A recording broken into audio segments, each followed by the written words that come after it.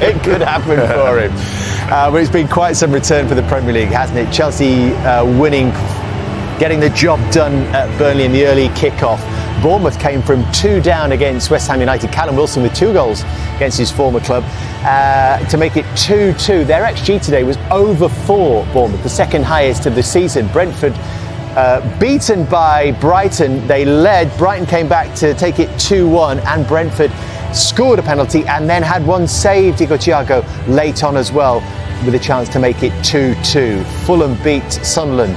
Raul Jimenez, the scorer there. What a result for Nottingham Forest at Liverpool, winning back-to-back league games at Anfield for the first time in 60 years. 3-0 today, Liverpool's biggest home defeat in front of fans for over 10 years. Worrying times for Arne Slot, and no managerial bounce for Rob Edwards today. His side were beaten by a dogged Crystal Palace, who won it 2-0. 2-1 for Newcastle United. You can scan that QR code and you'll see all the goals and the weekend's highlights already on the Sky Sports app, in the knowledge that there are 3 more live games for you on Sky Sports this weekend. So far, this is how things stand. Manchester City miss out on the chance to get within a point of Arsenal. They could be 7 behind them if Arsenal manage to win the North London derby. It's Chelsea into second place now.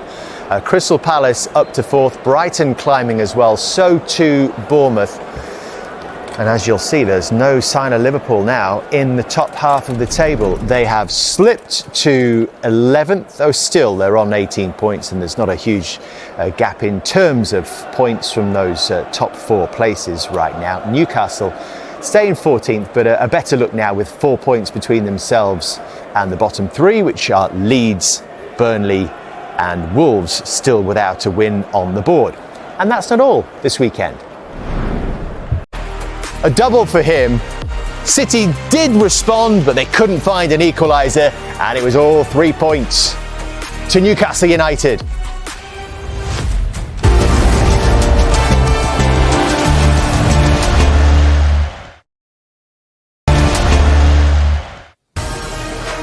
What a great result that is for Newcastle United, their most significant Premier League win of the season. His 100th in charge of Newcastle United, thanks to Harvey Barnes' double. And Manchester City beaten away from home in back-to-back games, and that feel-good factor created by the win over Liverpool disappears very, very quickly after the international break. Pep Guardiola, we saw he was unhappy at the full-time whistle. We understand he went straight into the referee's room after the game, so we'll be interested to hear what he has to say to us very shortly. This was the winning goal. We think it might have been related to that.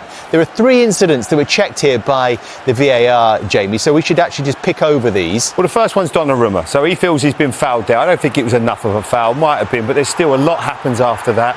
Then the second one is obviously Guimaraes offside. You can see this is the foul there. Harvey Barnes has definitely got his arm on him. He's not strong enough, so let's deal with that. He gets enough time to get up. They don't deal with the second ball, then they give themselves a problem at the back post. With Newcastle got 4 players there. Voldemar does really well. Now, is he offside? You can see Guimaraes there, and you can see Ruben Dias. It's so tight.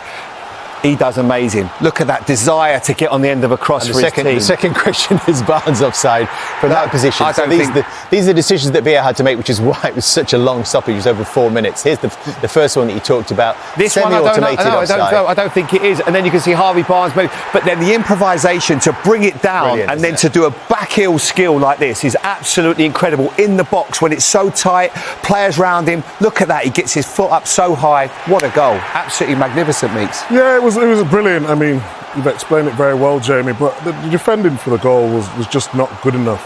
I mean, how he's isolated at the back post. Great finish from Barnes, fully deserved it, worked really hard. But if you look at the goal, if we can go back on that a little bit. So obviously it's come in and they have to, that's the first check that he was talking about, Jamie. He's onside. That's not a problem.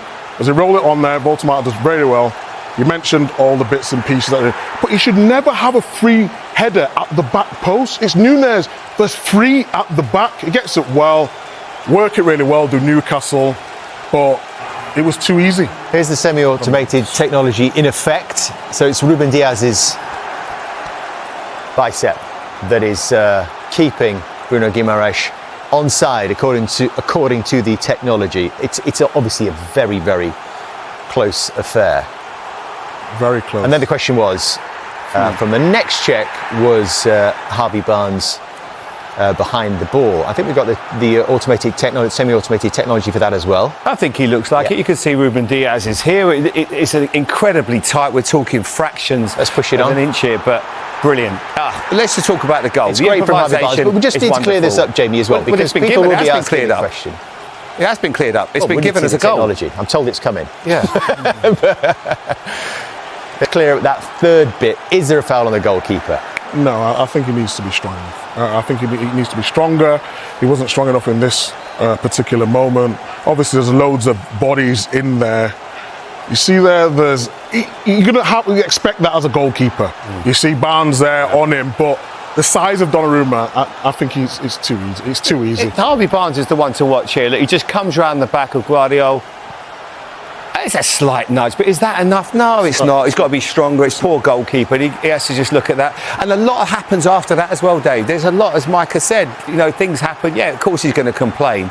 But sometimes you get them, sometimes you don't. You've got to make sure you react after. I think for me, the most important thing was the desire that the Newcastle players shown to make sure they get on the end of that cross. Guimaraes epitomised it, and it was a fantastic piece of play. Great individual skill by Harvey Barnes. Wonderful bit of play. Yeah, he was clearly unhappy, and you saw the reaction from Pep Guardiola after the game as well. They don't speeches too much anyway, so I think it's a fair one. I don't think anybody could say it might have been a slight nudge. Was it enough? I mean, even as Manchester City hat on there, you'd even say that there wasn't. No, it was not enough context. It's not a foul. But it's a big moment, isn't it, for Manchester City, because they've seen Liverpool beaten earlier, Arsenal in action tomorrow. They've missed a big opportunity to get within a point of the leaders. But this was a really significant result for Newcastle United, and they have so much to thank Harvey Barnes for, who's waiting to speak to us now. Well, that was some game. Congratulations, Harvey.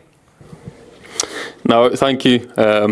Big result for us. One we definitely needed on the back of a few poor results. And yeah, what a game to be involved in. It was a bit of a mad one. A few big chances missed. Myself to blame for that in the first half, but second half, yeah, really picked up and came out firing again. And it's a massive 3 points. So it was a question in the first half, certainly, of chances missed, Harvey. When that's happened to you, and you've been involved in that big one that's come on your left foot as well, are you thinking about that in the dressing room at half-time? Is that on your mind?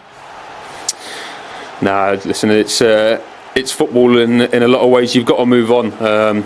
If you dwell on them, the rest of the game, it's going to affect you, and it could well affect your performance. So the quicker you move on from it and get on to the next chance, it showed in the second half. You quickly bounce back, and there's glory at the end of it. So I think it was forget and move on. Harvey, I'm pleased you weren't listening to our analysis at half-time, because we was like, he's got to finish that one, especially you were talking about your technique. Maybe as he leans back, got to finish it better, but you certainly made up for the 2 goals. Just talk us through it, because it's a wonderful bit of play. The first one, you have a lovely link up with Guimaraes, and it's a difficult finish because you're having to lean back and you finish it so well. But the initial bit of play I really love here. Talk us through it. No, well, first of all, I agree on the one in the first half. It's the one I've got to score. But yeah, these are bits that we work on in training. The little link-up play and getting ourselves them opportunities. And then I think when you get in that position, it's about just getting that composure. And I think for attackers, that they're sort of things that come natural. You can work on it, but in the game, it's about finding the composure. On that finish, wasn't there? And what about this one, Harvey? This is brilliant. This is great improvisation, skill in the box to be able to bring it down with the outside of your foot and a back heel finish. Yeah, it's just that little bit of improvisation, like you say, in the box. It comes quick, and you've just got to find a way to get it down and find the net whatever way you can. And then you've got that horrible 2-minute wait when we're seeing what's happening offside or not. But a lot of relief and weird foot shape there again. Well, we show you that first one again, Harvey. I think we can slow it down for you. It just struck us that it was slightly unusual, but it just shows that the quality that you've got here. Talk us through this. Yeah, it's I guess as it's coming across, it's not fully out of my feet almost. It's hard to say in the game. Everything's happening that quickly. I think that's just sort of a natural. Get whatever way you can to get the best finish, and yeah, it's always nice when it finds the bottom corner there. So, Harvey, I see the interview. Can we expect you at the World Cup for Scotland? The line's gone. Was this a come and get me plea to Steve Clarke then, Harvey? Come on. No, listen, that isn't obviously on my mind at the minute. There's a long way to go until the summer, and sort of the club form for us hasn't been there. So as you can imagine, the team and my only focus has been, well, it was about the game tonight and the next period of games that we've got coming up. So yeah, I can't say that there was any thought in that. It was just getting the job done tonight, which we did. I think someone said it was the Gaffer's first win against Man City. I think it was. That's right. First couple of goals. So it's a good night all round. So it's not a no then. Harvey McBarnes, that's got a ring to it. I've got McBarnes, Harvey McBarnes, I like it. I mean, we were actually debating, Harvey, whether you would actually know the words to Flower of Scotland. I don't know if you can confirm or deny that.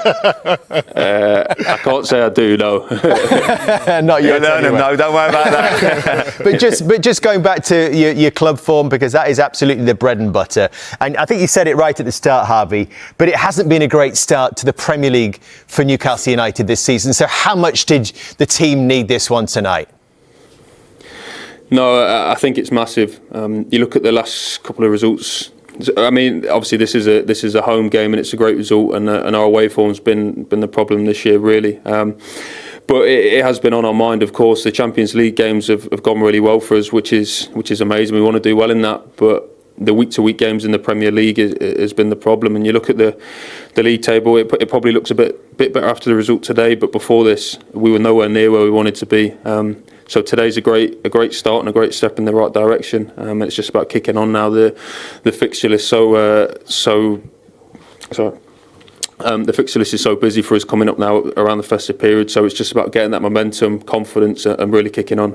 Well, congratulations tonight. A really important victory, as you say, and two fantastic goals for you as well, Harvey. Well done, and enjoy Marseille as well.